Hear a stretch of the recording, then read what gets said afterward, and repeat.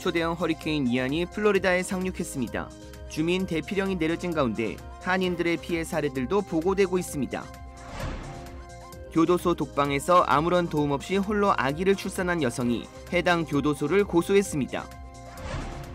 총격이나 폭력 사건의 절반 이상이 사소한 언쟁이나 갈등에서 비롯됐다는 조사 결과가 나왔습니다.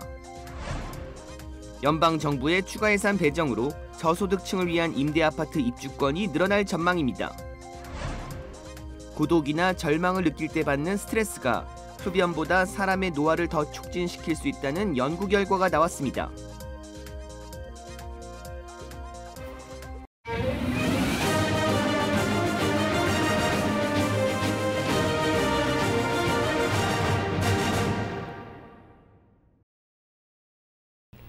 시청자 여러분 안녕하십니까? KBS 아메리카 뉴스입니다. 초대형 허리케인이 남동부에 상륙하면서 주민 250만 명에게 대피령이 내려졌습니다. 강풍과 함께 많은 비를 동반하고 있는데 이동 속도까지 느려 피해는 점차 커질 것으로 보입니다. 첫 소식 김기현 기자가 보도합니다. 가장 강력한 5등급 수준의 허리케인 이언이 미국 남동부 플로리다에 상륙했습니다. 시속 250km에 이르는 강풍에 경비행기들은 뒤엉켰고 곳곳에서 나무가 뿌리째 뽑혔으며 끊어진 전력선에선 연신 불꽃이 튑니다. 앞서 카리브해를 지날 당시 3등급 허리케인으로 분류됐는데도 쿠바 전역에 정전 사태를 일으켰는데 따뜻한 멕시코만 수증기를 흡수하면서 위력이 배가 된 겁니다. 이 때문에 미 플로리다 전역에 비상사태가 선포된 가운데 주민 250만 명에 대한 대피 명령이 내려졌습니다. I've been here 45 years and this is the first time I left for a storm.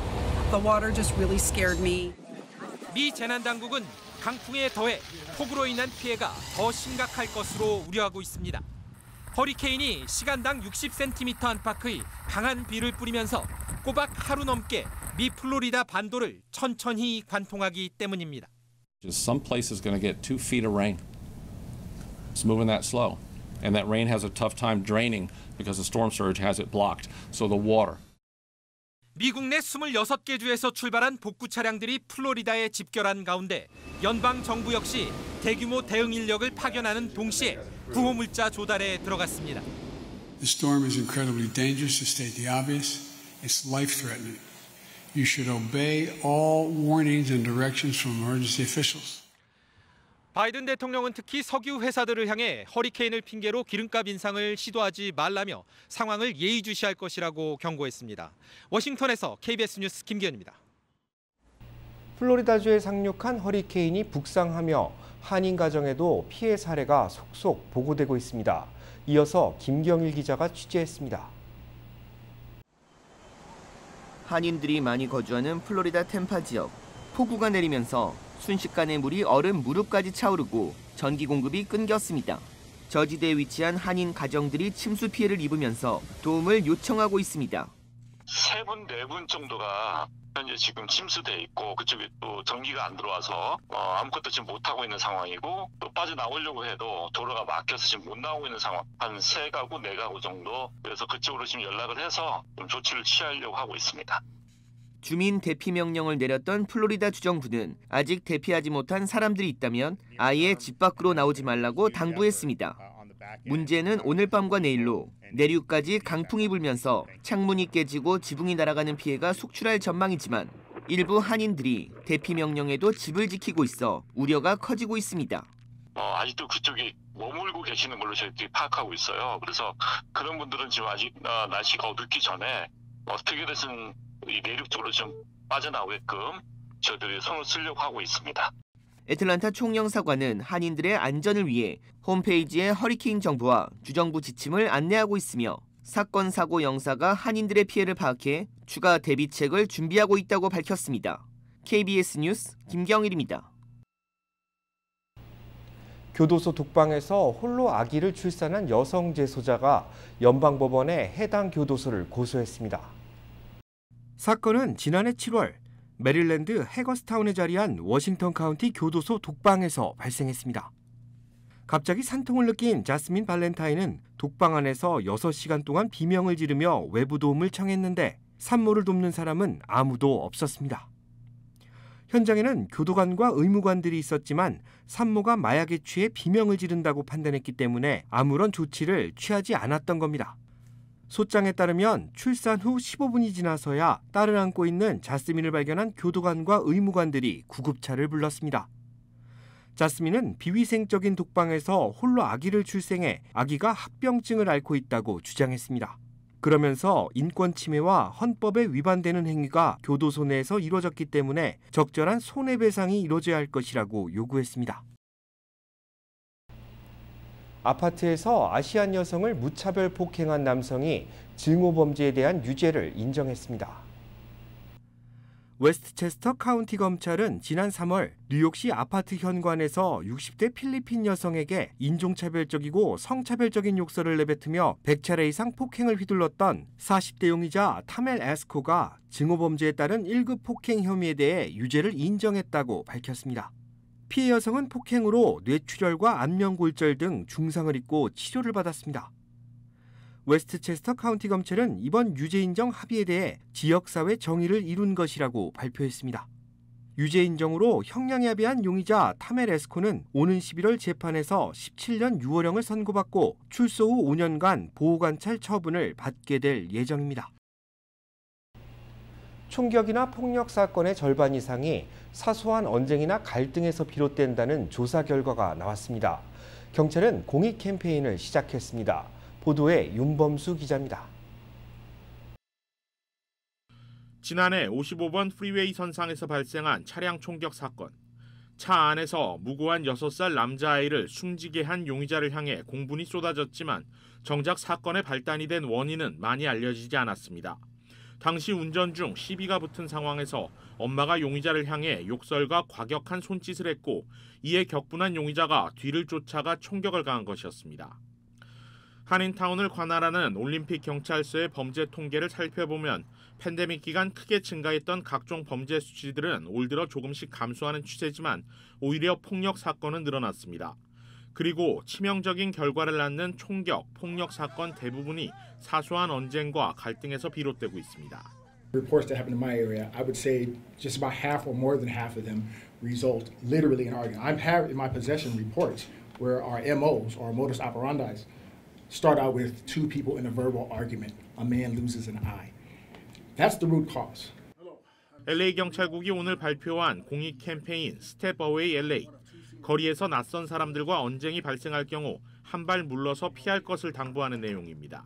LA 경찰과 검찰, 비폭력 비영리 기관들과 지역 주민들이 함께 공익 광고를 제작했습니다. When things get heated, you must ask yourself one important question. Do you want to be right or do you want to be hurt?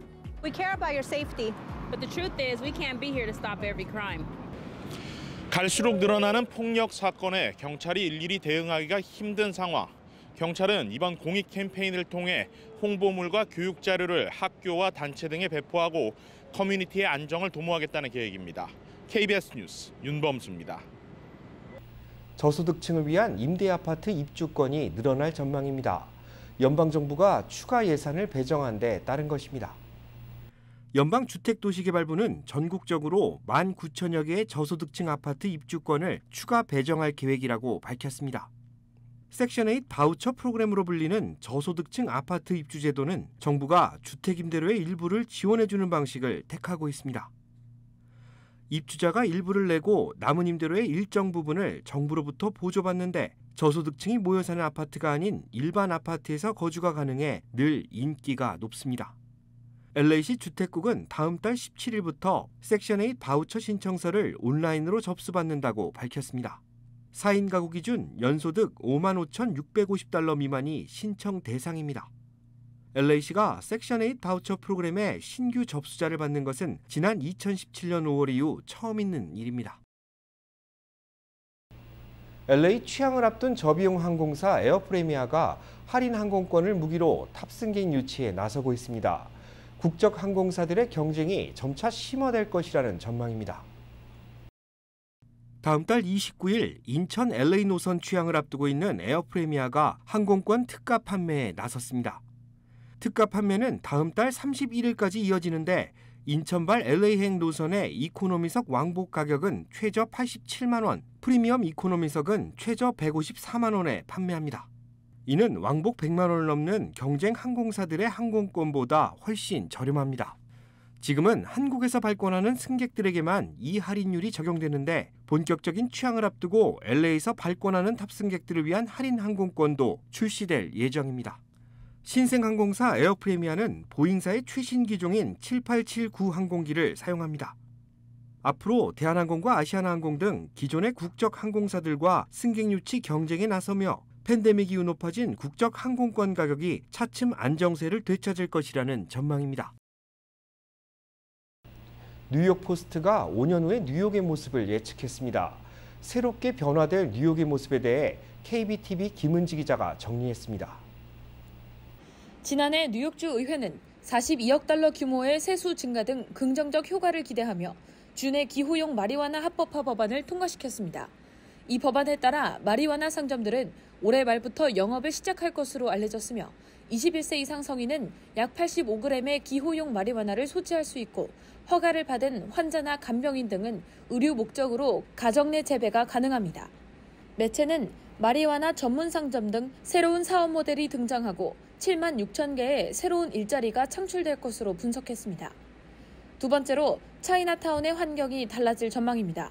뉴욕주는 차이나타운의 환경 개선을 위해 약 2천만 달러를 투자한다고 밝혔는데 이는 팬데믹 기간 아시안 혐오가 기승을 부린 데 따른 조치입니다. 특히 차이나타운에 거주하는 아시안 노인 중 75%가 증오범죄에 대한 두려움을 가지고 있을 만큼 공포의 대상으로 여겨져 기피되는 장소가 됐습니다. 주정부는 차이나타운 커뮤니티 센터 준공과 함께 녹지 조성, 가로등, 공공화장실 등 다양한 생활 인프라 개발 사업을 통해 2027년에는 도시 경관이 개선될 것으로 전망했습니다. 아울러 뉴욕 포스트는 5년 뒤 자율주행 차량이 상용화되며 대중적인 교통수단으로 자리 잡을 것으로 전망했습니다. 뉴욕은 2019년 2분기부터 무인 셔틀 서비스를 도입했지만 까다로운 규제가 적용되어 왔습니다. 그러나 지난 3월 발표된 미 도로교통안전국의 자동 운전 시스템을 장착한 운전자 보호 보고서에 기반해 미국 내 자율주행 차량 허용 방안이 추진됨에 따라 현재 상용 중인 자율주행 자동차 시장은 더욱 성장할 것으로 보입니다. 매체는 특히 치안이 좋지 않은 지역 등을 중심으로 자율주행 차량이 도입되면서 안전한 도시 환경이 조성될 것으로 기대했고 승객이 많지 않은 노선의 도입을 통해 비용 대비 높은 효율성을 꾀할 수 있을 것으로 분석했습니다. KBTV 뉴스 김은지입니다. 고독이나 절망을 느낄 때 받는 스트레스가 흡연보다 사람의 노화를 더 촉진시킬 수 있다는 연구 결과가 나왔습니다. 노화 전문 학술지 에이징은 정신적으로 취약한 사람이 일반인에 비해 노화가 더 잘 이루어진다는 연구 결과가 나왔다고 밝혔습니다. 인체의 생물학적 나이를 측정할 수 있는 노화 시계를 45살 이상 성인 만여 명에 적용해 얻어낸 결과인데 간과 폐질환 등 병력이 있는 사람 그리고 흡연자들이 일반인에 비해 노화가 빠르다는 결과가 도출됐습니다. 그런데 병력이 없거나 흡연을 하지 않는 사람 중에서도 노화가 빨리 나타나는 경우가 많았는데 대부분 정신적으로 취약한 사람이었던 것으로 확인됐습니다. 연구진은 절망이나 불행, 그리고 고독감을 느끼는 성인들의 경우 병력 보유자 또는 흡연자보다 더 빨리 생물학적으로 퇴화할 수 있다면서 노화 예방을 위해 정신건강에 신경 써야 할 것이라고 강조했습니다. 북한이 사흘 만에 탄도미사일을 동해로 발사했습니다. 한미 훈련 기간 중 북한의 미사일 발사는 드문 일입니다. 우한솔 기자입니다. 지난 25일 석 달여 만에 탄도미사일을 발사하며 도발을 재개한 북한. 다시 미사일을 발사하는 데 사흘밖에 안 걸렸습니다. 합동참모본부는 북한이 어제 오후 6시 10분부터 20분까지 발사한 단거리 탄도미사일 2발을 포착했다고 밝혔습니다. 발사 장소는 평양 순안 일대, 동해상으로 쏜 것으로 파악됐습니다. 미사일은 30여 킬로미터 고도로 360여 킬로미터를 비행했고 속도는 음속의 6배로 탐지됐다고 합참은 밝혔습니다. 이동식 발사대에서 발사된 것으로 추정되며 통상적인 북한 미사일 탄착 지점인 함경북도 소재 무인도, 알섬을 겨냥한 것으로 알려졌습니다. 북한은 올해 탄도미사일을 18번, 순항미사일을 2번 발사했습니다. 윤석열 정부 출범 이후로는 6번째 미사일 발사입니다.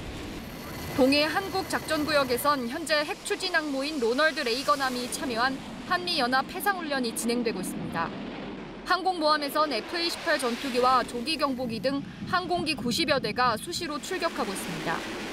북한은 그동안 연합훈련 전이나 종료 후에 한미에 대한 반발 성격으로 미사일을 발사해온 터라 훈련 기간 중 발사는 이례적으로 평가됩니다. 김승겸 합참의장과 폴 라케머라 연합사령관은 북한의 탄도미사일 발사 직후 공조 회의를 통해 상황을 공유했습니다. 군은 감시와 경계를 강화한 가운데 한미 간 긴밀하게 공조하며 북한의 추가 도발에 대비하고 있다고 밝혔습니다. KBS 뉴스 우한솔입니다. 백악관은 북한의 탄도미사일 발사를 규탄한다는 입장을 밝혔습니다. 이어서 이정민 기자가 보도합니다. 북한의 어제 탄도미사일 발사에 대해 미국 인도태평양 사령부는 상황을 인지하고 있다고 밝혔습니다. 인도태평양 사령부는 성명을 통해 이번 발사가 미국 영토, 동맹국의 즉각적 위협은 아니라면서도 북한의 불법 대량 살상 무기와 탄도미사일 프로그램이 안보 불안을 가져온다고 평했습니다. 그러면서 동맹, 우방과 긴밀히 협의하고 있고 한국과 일본의 방위에 대한 미국의 약속은 굳건하다고 덧붙였습니다. 백악관도 규탄 입장을 내고 북한의 탄도미사일 발사가 유엔 안전보장이사회 결의를 위반하고 이웃 국가와 국제사회에 위협을 가하고 있다고 지적했습니다. 특히 해리스 부통령의 오늘 방한을 언급하면서 북한이 외교에 참여하기를 바란다고 다시 한번 강조했습니다. 그러면서 해리스 부통령 방한과 DMZ 방문에 의미를 부여했습니다. The visit will underscore the strength of the U.S.-ROK alliance and the United States' commitment to stand beside the ROK in the face of any threats posed by the Democratic People's Republic of Korea. 북한의 미사일 시험 발사가 해리스 부통령의 방한을 겨냥한 거 아니냐는 관측에 대해서는 북한이 지속적으로 미사일 실험을 해온 만큼 이례적인 일이 아니라고 답했습니다. North Korea has a history of doing these types of tests, so it's not it's not unusual. It's something that they do. 북한이 현재 도발을 이어나가는 시기로 판단하고 있는 미국은 일단 북한의 고강도 도발을 막는 데 집중하고 있습니다. 오늘 해리스 부통령의 DMZ 방문에서도 관련 메시지가 나올 것으로 보입니다. 워싱턴에서 KBS 뉴스 이정민입니다. 자동차 시장에서 한때 저가 브랜드로 인식됐던 기아가 요즘에는 가장 웃돈을 주고 사야 하는 브랜드로 탈바꿈한 것으로 나타났습니다. CNN은 기아의 모델들이 요즘 가장 웃돈을 주고 사야 하는 자동차로 탈바꿈했다고 보도했습니다. 이는 자동차 정보 사이트 에드먼즈의 분석 결과에 따른 것인데 기아 모델들은 소비자 권장 판매가보다 6%가량 높은 가격에 거래되고 있기 때문입니다. 기아에 이어 권장 판매가보다 4% 높게 거래되는 현대와 혼다, 랜드로버는 2위를 기록했습니다. 이처럼 권장 판매가보다 실제 가격이 비싸게 팔리는 것은 수요와 공급 불균형에 따른 것입니다. 자동차 제조사들은 원칙적으로 차량에 웃돈을 얻는 마크업 행위를 금하고 있지만 딜러들은 넘치는 수요에 못 미치는 물량 때문에 어쩔 수 없는 선택이라고 반박하고 있습니다. 폭염으로 에어컨 사용이 늘어 전기요금이 크게 늘어나면서 상당수 가구가 전기요금 납부에 어려움을 겪고 있는 것으로 조사됐습니다. 연방센서스국이 최근 조사한 바에 따르면 남가주 지역 전체 4가구당 1가구가 전기세 납부에 어려움을 겪고 있습니다. 외식비를 줄이거나 생필품 소비를 줄여 높아진 에너지 비용을 납부하고 있는 것으로 나타났는데 전체의 27%는 아예 납부조차 어려운 상황입니다. 저소득층의 경우 일부 할인이 적용되지만 에너지요금 납부에 어려움을 겪고 있기는 마찬가지입니다. 연소득 5만 달러 이하 저소득층 가구의 39% 상당이 지난 한 해 동안 한 번 이상 에너지요금 납부를 연체한 것으로 집계됐습니다.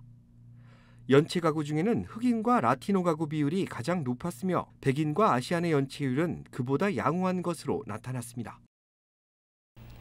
중국은 여전히 감염자 수에 따라 아파트 단지나 도시 전체를 봉쇄하고 있습니다. 최근 이에 항의하는 시민들의 시위가 잇따르고 있는데 중국에서는 매우 이례적인 일이라고 합니다. 이랑 기자가 보도합니다.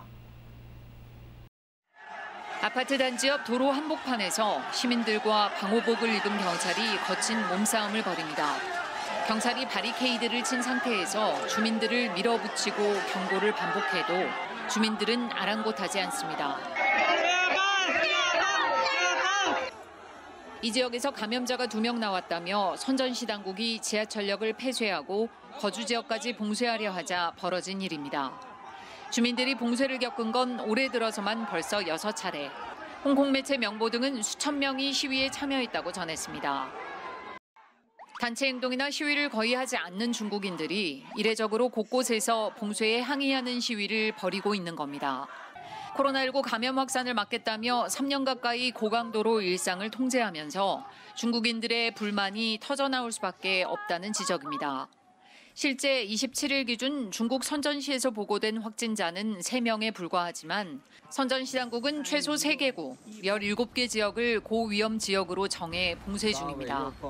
시민들의 인내심이 한계에 다다르고 있지만 보건당국은 이른바 제로 코로나 정책의 고삐를 놓지 않고 있습니다.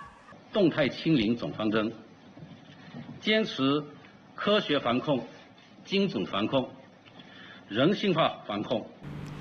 중국 방역당국은 제로 코로나 정책이 인간을 위한 과학적 예방책이라고 강조하고 있습니다. 하지만 여기에 동의하지 않는 중국인들이 날이 갈수록 늘어나는 추세입니다. 베이징에서 KBS 뉴스 이랑입니다.